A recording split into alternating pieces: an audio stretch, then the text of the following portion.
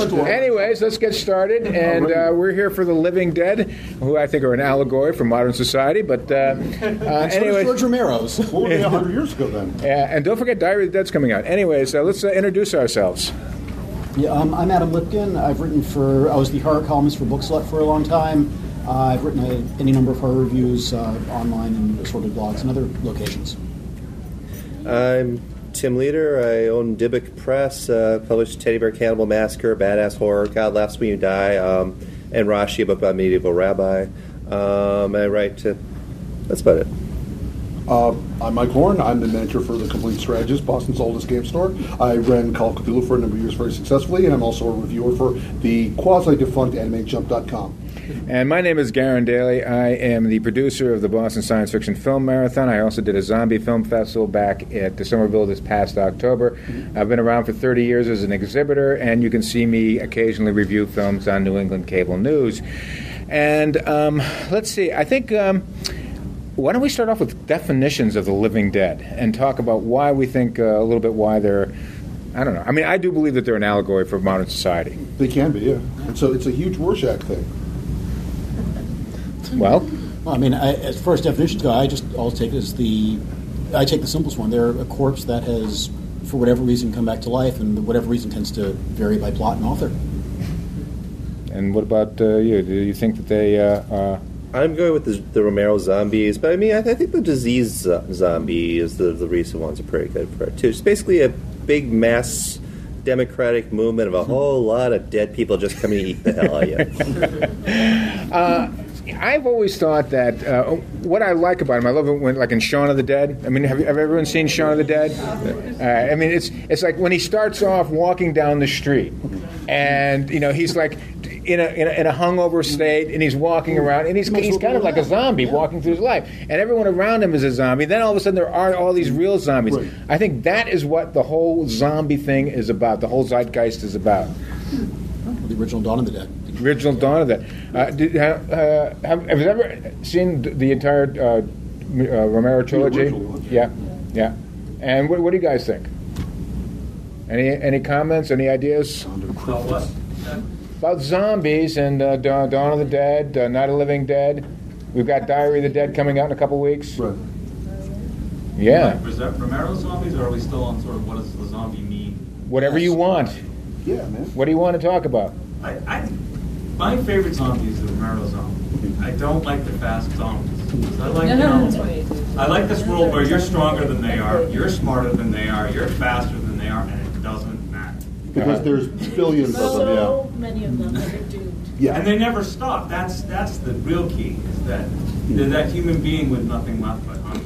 Well, if you think about it, sorry to interrupt, but one of the biggest things, like I was just watching the Terminator TV show, and somebody's like, well, what's that got to do with it? Well, I mean, the thing is the fact, everything about it doesn't feel pity or remorse, it doesn't stop or feel fear, you can't bribe it, talk to it, and it absolutely will not stop until you're dead. And the interesting thing is, in the original Terminator, he actually is a zombie, not just a robot, because he's got actual flesh and tissue. It's a grown, completely organic, self-contained sheath of living flesh that dies partway through the movie. Remember, there's a line where the guy says, "You got a dead cat in there." That's because Arnold has died, and the meat is basically starting to spoil around him as he continues. And the fact that this was, one of the biggest franchises of the '90s kind of shows the real power of zombies as an idea. It shows the idea of, to back up a sec, the oldest human thing that people ever thought of was the ability to know between living and dying. Obviously, you get eaten by a leopard, stepped on by a smilodon or something like that, or a woolly mammoth, you're not living anymore. But the thing is, there's that moment I think Stephen King described where you see a guy, you haven't seen him, Og, he's over there, he was on watch, he's not moving much, you walk on over to him, and it looks like he's moving, and then it turns out there's like crabs inside his flesh.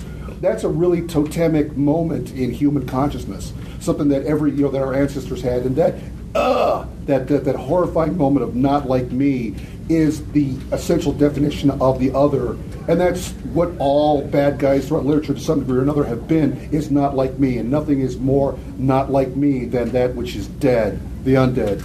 Except part of what I think makes zombies particularly special beyond it just being not like me is that they used to be just like me. It's not just that zombies are in human form. It's the Terminator. It's the zombie used to be your mother. So there is something perceptually in you that says, okay, I'm looking at this thing, I should be able to reason with it. There should be some sense of love or bond or humanity there, but it's gone and it's still using that same goddamn body. There's that fantastic moment in the classic original Dawn of the Dead where the dying National Guardsman, it's Billy, right? Mm-hmm. Where he's just sitting there and he's looking really bad. He's really advanced. He's all shriveled up. He's like, I'm going to try not to come back, man. And the other guy's like, I'm going to sit here. I'm going to watch him with my gun loaded. And it's a great emotional scene because it's like you're watching a guy die on screen. And, American cinema is filled with death and horror and stuff, but that's such a moving moment. And then just when you hear the gunshot, because obviously the hunger was not assuageable, that's a moment that just really hits you, and that's a real emotional core that really gets you in the zombie movies. That's an important thing. Well, there's also that moment in Home Delivery by King. Yeah. When they execute the guy and he says, you all have to pull your guns, and it's the same kind of... that natural bridge rather than the unnatural bridge. And most of them, they just don't. Speak up when you say that. Sorry. There's a moment in Shaun of the Dead when it stops being funny when he has to shoot his mother. Yeah. Exactly. There's just a touch of that in most of the really good zombie movies. It mixes that pathos with, oh God, this is no longer someone that I knew, even though their physical self hasn't really changed all that much. What's really good about that is it makes you think back also, like earlier when the whole thing, like, let's all act like zombies and everything, like we're dead, like her, and they point out Sean's mom and she's doing a good job, and she's like, what? Oh, I'm sorry, I was a million miles away from that. And maybe it's just his mom is wool gathering, or maybe it's foreshadowing. It's a good, creepy moment. Tim, you had something. Oh, I was also saying that if you've ever read Joe Sacco's Safe Area Garage Day, which is basically about the Balkan War, one of the scariest parts about, also anything about like Yugoslavia, the 1990s, or former Yugoslavia, is that the scariest part about it was not the heels of bodies, not the genocide, but the fact that the people committing the genocide, people who joined the militias, were like people who, like, up until the war started, were coming over and they knew them. They bought cigarettes from them. They would come over and help tutor their kids, and then basically they were shooting their family. Not like me, bang. Yeah. So the reason that we like zombies because we know that at some point we could easily become a zombie and just do everything that is non-human. Pretty much. Right now, we are in this like post-genocide where none of us were dealing with genocide in the 90s. It was happening. It was happening over there. We gave a shit about Tanya Harding. We didn't care about hundreds of thousands of Muslims being killed in Yugoslavia, where they're fairly friendly to us. Yeah. So one of the more interesting questions that I always get to thinking when I'm thinking about zombies and their impact is that it's basically a 50-year phenomenon. And it seems to be growing and growing in terms of that. So I'm wondering whether it's the lack of religion, the breakdown of our communities, that we are attracted to something like the undead, or these changing in ourselves where we're walking around eating the brains of our fellow human beings. What do we think about that? Anything? Okay, thanks. Well, I think part of what it might be is, in fact, this whole concept of a zombie could find something very human, but at the same time has altogether stopped being human, and so it becomes this meat puppet to just beat around. Right. I mean, there is nothing more satisfying in some of the greatest video games than to take the shotgun out.